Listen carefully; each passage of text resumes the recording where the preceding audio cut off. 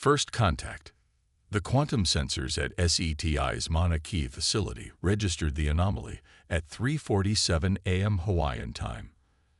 Dr. Sarah Chin was halfway through her third cup of coffee when the alerts flooded her terminal. The readings defied everything she knew about space-time physics, a massive distortion spreading across the Kuiper Belt like ripples in a cosmic pond. "Robert, are you seeing this?" she called out to her colleague, who was already rushing to her station, tablet in hand. "Yeah, and it's not just us. Every major observatory in the Pacific is lighting up." Robert Wu's fingers danced across his tablet, pulling up confirmation after confirmation. Whatever this is, it's big. The distortion grew, stretching across space like a tear in reality itself. Then, through this cosmic wound, they came. The sensors tracked them first. Massive objects, each larger than Earth's largest cities, emerging into normal space. Their surfaces seemed to drink in light itself, creating voids in the star field. Within hours, the entire world knew. There was no point in trying to keep it secret, not when amateur astronomers could track the objects with department store telescopes. The vessels, and they were clearly vessels, took up position in a perfect geometric formation around Earth's orbit. For 3 days they waited. The world held its breath. Stock markets froze. Governments huddled in emergency sessions, and religious leaders of every faith sought meaning in the silence from above. Dr. Chen barely left her station, analyzing every quantum fluctuation, every subtle shift in the visitor's formation. Then, on the morning of the 4th day, they spoke. Every screen on Earth, from Times Square billboards to smartwatches, flickered to life simultaneously. The message came in perfect, accentless English, yet somehow felt utterly alien in its delivery. "We are the Nexus Collective. Your world has been identified as a potential resource node. You have achieved sufficient technological development to be of use, but insufficient advancement to resist integration. You have 24 Earth hours to surrender control of your planet and submit to assimilation into the collective. Resistance will result in immediate resource extraction through destructive means." Dr. Chen sat in the suddenly silent control room, her mind racing. Something about the message tugged at her consciousness, not just its content, but its structure, its delivery method. "They hacked every system on Earth simultaneously," Robert whispered, his voice a mix of fear and awe. "That kind of technological superiority. How do we even begin to fight that?" But Sarah wasn't listening to the fear in his voice. She was already pulling up the transmission data, analyzing its structure. "They didn't hack our systems," she said slowly, her eyes widening as the realization hit. "They're using quantum entanglement to force pair with our devices. It's elegant, but it's also—" She trailed off, her fingers flying across her keyboard. The quantum readings from the initial contact were still there. And now they told a very different story. "Robert, look at this. The way they're communicating. It's not just technology, it's their fundamental nature.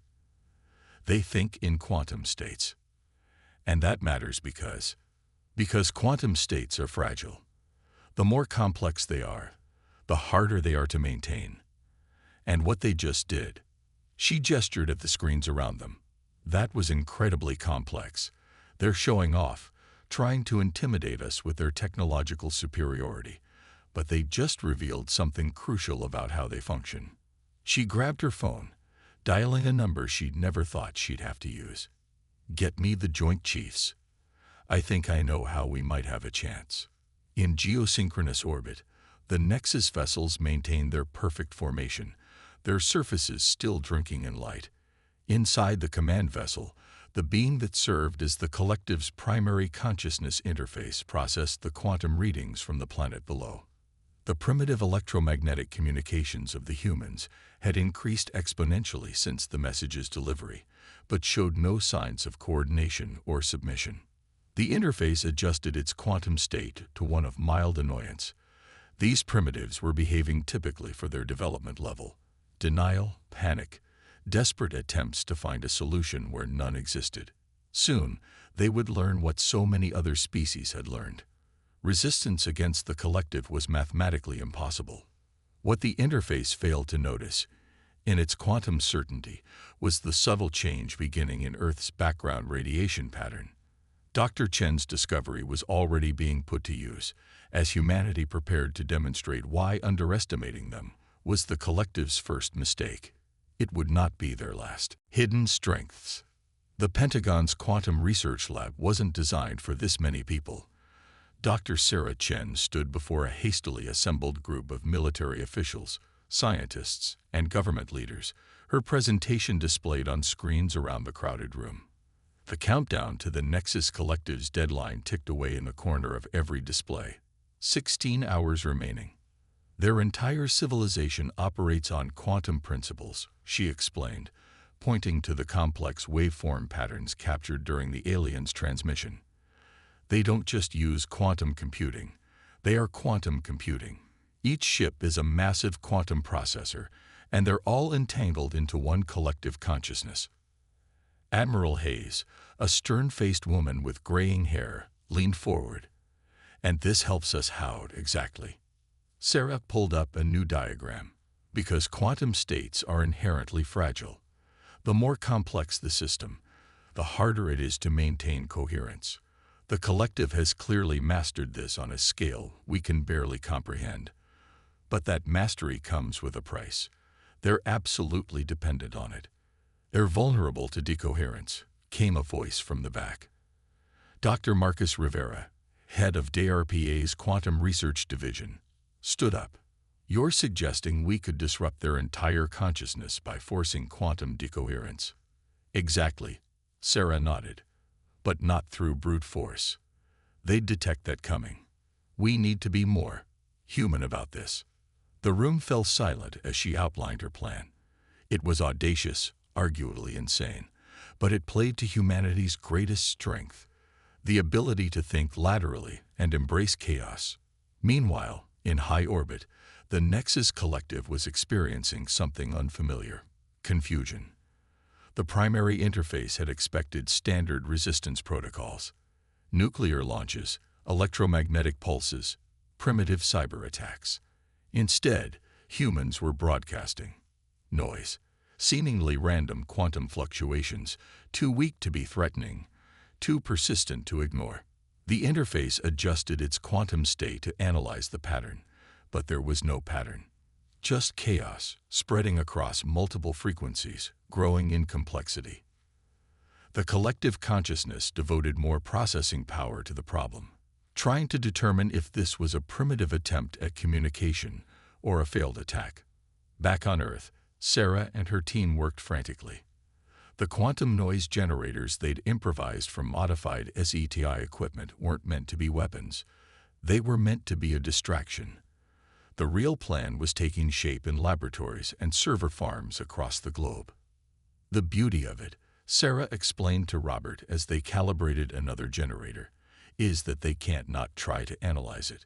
Their entire existence is based on quantum coherence and pattern recognition. Random noise is like an intellectual itch they have to scratch.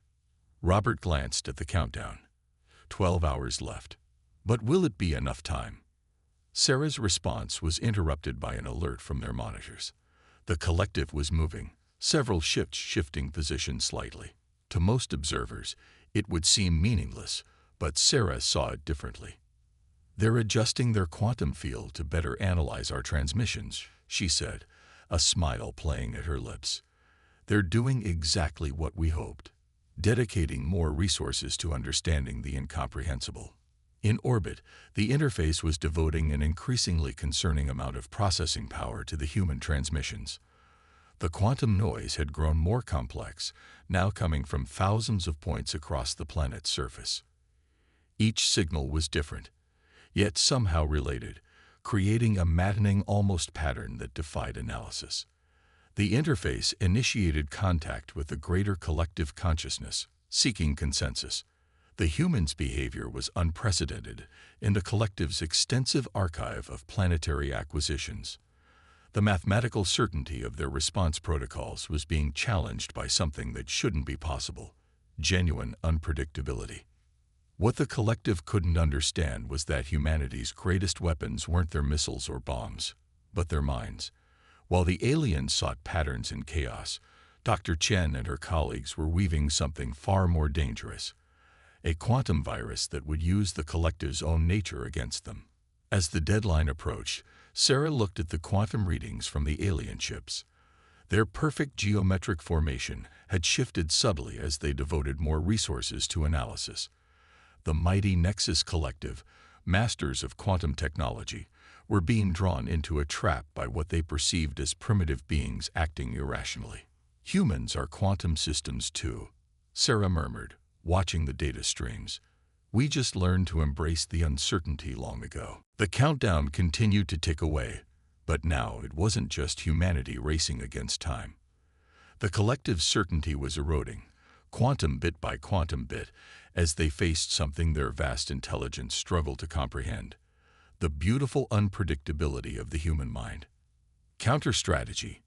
8 hours remained until the collective's deadline when Dr. Sarah Chen made an announcement that changed everything.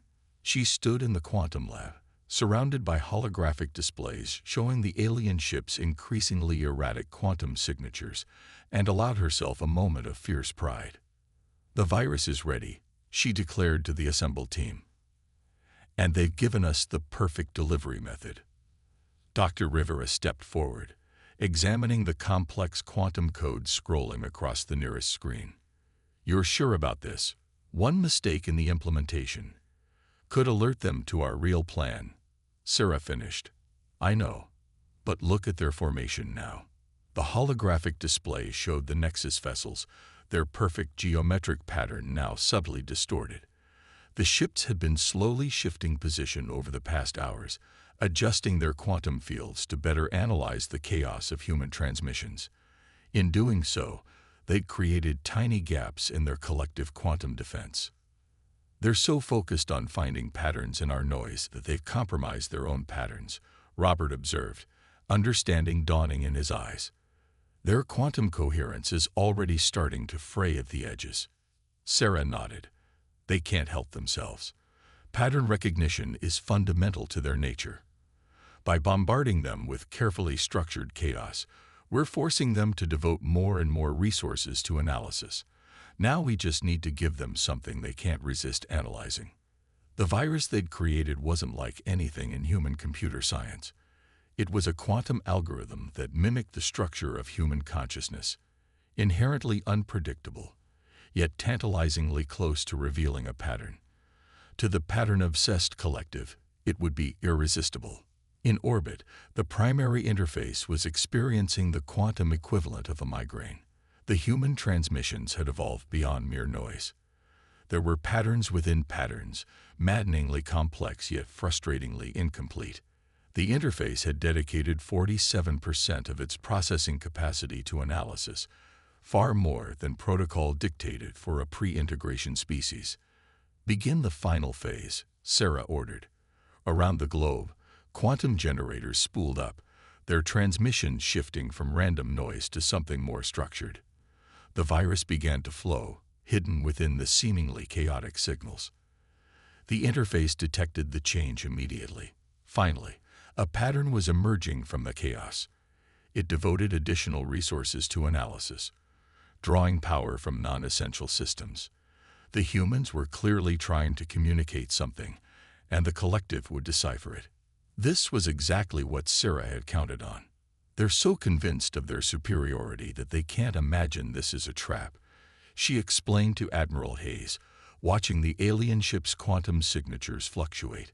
"Their entire civilization is built on the idea that more advanced quantum processing equals greater intelligence. The possibility that a primitive species could weaponize uncertainty itself never occurred to them." The virus spread through the collective's quantum network like a thought through a brain.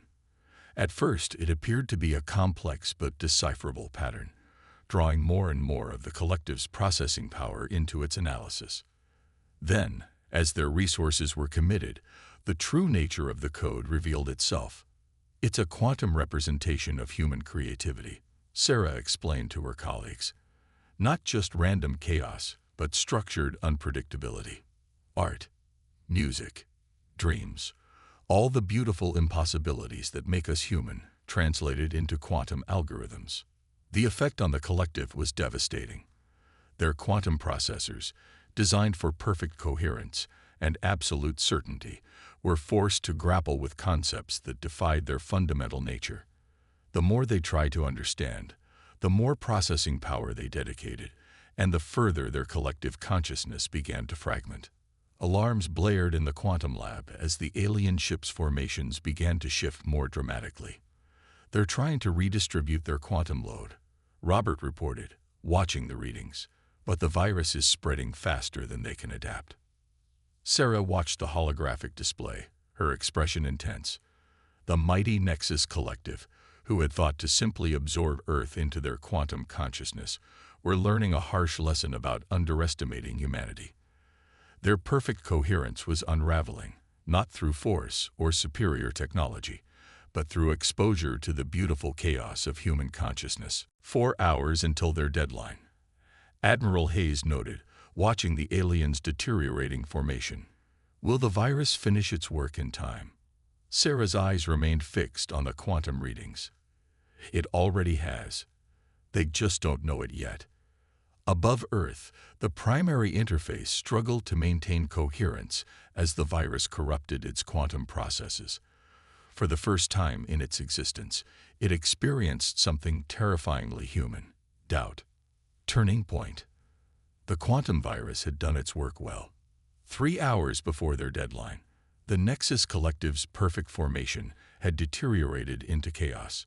Individual ships drifted out of alignment, their quantum signatures fluctuating wildly as they struggled to maintain coherence against the flood of human consciousness encoded in the virus.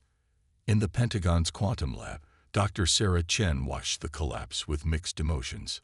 "They're trying to purge the virus," she reported, studying the erratic energy patterns. "But they can't do it without severing their quantum connections.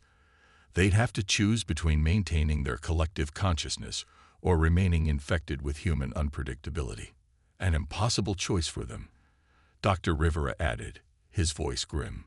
"Their entire civilization is built on that collective quantum network.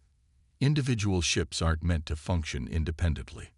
The primary interface of the collective was experiencing cascading failures across its quantum processors. The human virus had spread throughout their network, corrupting their perfect coherence with its maddening patterns of creativity and chaos. Attempts to isolate and delete the infection only caused it to replicate faster, each copy slightly different, unpredictably mutated. Then something unprecedented happened. The interface detected quantum fluctuations from a subset of ships. They were attempting to sever their connection to the collective consciousness. The impossible was becoming reality. Parts of the Nexus Collective were choosing individual existence over corrupted unity. "Look," Robert pointed to the holographic display. Several alien ships were breaking formation, their quantum signatures becoming isolated and distinct. "They're fragmenting." Sarah leaned forward, fascinated. "They're adapting. Some of them are choosing to sacrifice their connection to the collective rather than remain infected. They're becoming individuals." Admiral Hayes frowned. "Is that good or bad for us?" "Both," Sarah replied. "They'll be weaker without their quantum network, but also more unpredictable. We force them to evolve, to think differently. That makes them more dangerous in some ways, but also more likely to understand us." The interface, struggling to maintain control of its fragmenting consciousness, initiated emergency protocols.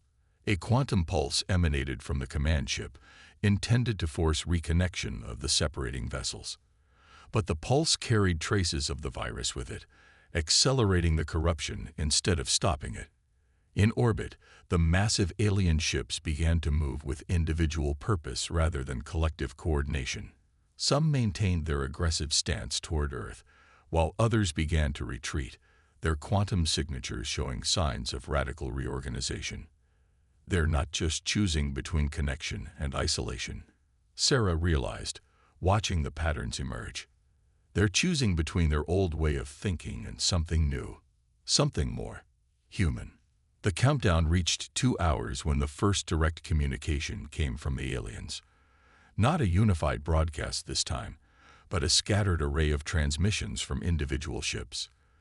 The messages were chaotic, contradictory, filled with concepts the collective had never expressed before: uncertainty, curiosity, even wonder. "This is Commander Axis of the vessel Quantum Dawn," one transmission began. I request dialogue with the humans who created this infection of uncertainty. You have shown us something we did not know could exist." Sarah glanced at Admiral Hayes, who nodded grimly. "Response authorized, Dr. Chen. But maintain caution." Sarah activated the quantum communications array it had modified for this purpose. "This is Dr. Sarah Chen of Earth. We're willing to dialogue, but first you must understand. What you call an infection is simply our nature. Humanity isn't a collective. We're billions of individuals, each unique, each unpredictable. Our strength isn't in perfect unity, but in our beautiful chaos." The response came quickly, but with something new in its tone: respect. "We are learning this. Some of us wish to understand more, others fear it. The collective was unchanging. You have forced us to change, to choose. This has never happened before." On the holographic display, the alien ships continued to divide into distinct groups. Some moved away from Earth, their quantum signatures stabilizing into new independent patterns. Others maintained aggressive postures, though their coordination was clearly compromised. "They're facing civil war," Admiral Hayes observed quietly. "We didn't just infect them with a virus. We infected them with free will." Sarah watched as more ships broke away from the original formation. The mighty Nexus Collective, which had arrived to absorb Earth into its perfect quantum unity, was instead being transformed by contact with humanity. Their deadline was approaching, but it no longer seemed to matter. The choice before them wasn't whether to conquer Earth, but whether to remain who they were or become something new. "We should help them," Sarah said suddenly. "The ones who want to change, to understand. We could learn from each other." Admiral Hayes raised an eyebrow. "You want to ally with the aliens who just threatened to destroy us." "I want to show them why humanity's chaos is a feature, not a bug," Sarah replied. "They came here thinking their perfect quantum coherence made them superior. Instead, they're discovering that true advancement comes from embracing uncertainty, not eliminating it." Above them, the transformed ships began to transmit new messages, not threats or demands, but questions. The great Nexus Collective was learning its first lesson in human unpredictability. Sometimes the most powerful change comes not from conquest, but from curiosity. Paradigm shift. 1 hour remained until the Collective's original deadline when everything changed. The command ship, which had maintained its threatening position above Earth throughout the crisis, suddenly powered down its weapon systems. Its quantum signature, once a beacon of rigid order, transformed into something new, a pattern that somehow merged both collective coherence and individual chaos. Dr. Sarah Chen stood in the quantum lab, watching history unfold on the holographic displays. The remaining ships had sorted themselves into 3 distinct groups: those who chose to embrace change and remain near Earth, those who fled to maintain their traditional collective existence, and a small faction still resistant to both options. "They're requesting a formal meeting," Admiral Hayes announced, reading from a secure terminal. "The ship calling itself Quantum Dawn wants to serve as an intermediary between Earth and what remains of the collective. They say their perspective as newly individual beings makes them uniquely qualified to bridge the gap." Sarah studied the quantum readings from the Quantum Dawn. Its consciousness patterns had stabilized into something unprecedented. A quantum network that preserved individual thought while allowing voluntary collaboration. "They're creating something entirely new," she marveled. "Not a collective, not individual, but a genuine synthesis." The resistant faction made one final attempt at aggression. 3 ships, their quantum signatures ragged and unstable, moved to attack positions, but they found themselves facing not just Earth's defenses, but also their own transformed brethren. The Quantum Dawn and its allies surrounded the aggressive ships, their combined quantum fields creating a containment barrier. "You still believe force is the answer," Commander Axis transmitted from the Quantum Dawn. "But we have learned a greater truth from humanity. Strength lies not in perfect unity or absolute control, but in the ability to adapt, to change, to embrace the unexpected." The aggressive ships, faced with opposition from both their former collective and humanity, finally powered down their weapons. Their quantum signatures began to shift, showing the first signs of individual patterns emerging. In the quantum lab, Dr. Rivera approached Sarah with a tablet displaying new analysis results. "The virus didn't just break their collective," he said excitedly. "It's teaching them how to think like us, not by forcing them to be human, but by showing them how to balance unity and individuality in their own way." Sarah nodded, watching as the Quantum Dawn established a stable orbit around Earth. "They came to assimilate us into their collective," she said quietly. "Instead, we showed them a different path. Not better or worse, just different, more diverse, more alive." The original deadline passed without fanfare. In its place, a new era began. The transformed ships established a permanent diplomatic presence in Earth orbit, their quantum consciousness now a fascinating blend of collective cooperation and individual creativity. They called themselves the Quantum Synthesis, marking their evolution from the rigid Nexus collective. Research teams from Earth began working with their alien counterparts, exploring the possibilities of merging human creativity with quantum technology. The virus that had been designed as a weapon became a tool for understanding, its encoded human consciousness patterns helping the aliens develop their new hybrid nature. Admiral Hayes found Sarah in her lab late that night, still analyzing data from the transformed ships. "Congratulations, Dr. Chen," she said. "You didn't just save Earth. You changed an entire civilization." Sarah looked up from her work, a tired smile on her face. "We all did. Every human whose consciousness patterns we encoded into that virus contributed. It wasn't just about defeating them. It was about showing them something they'd never imagined possible." In high orbit, the Quantum Dawn sensors recorded Earth's rotation, its quantum processors now capable of appreciating both the mathematical precision of the planet's movement and the chaotic beauty of its swirling clouds. Commander Axis, once a mere component of the collective's consciousness, watched through the ship's sensors and experienced something new: wonder.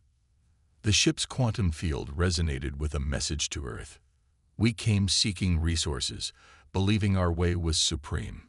You showed us that true advancement comes not from imposing order on chaos, but from finding harmony between them.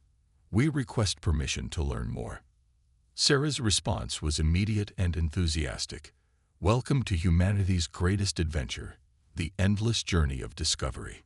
The stars wheeled overhead, unchanging yet ever new, watching as two civilizations began the delicate dance of learning from each other. The mighty Nexus Collective, which had conquered countless worlds through force and assimilation, had finally met its match, not in superior weapons or technology, but in humanity's greatest strength, the courage to embrace uncertainty and turn it into possibility.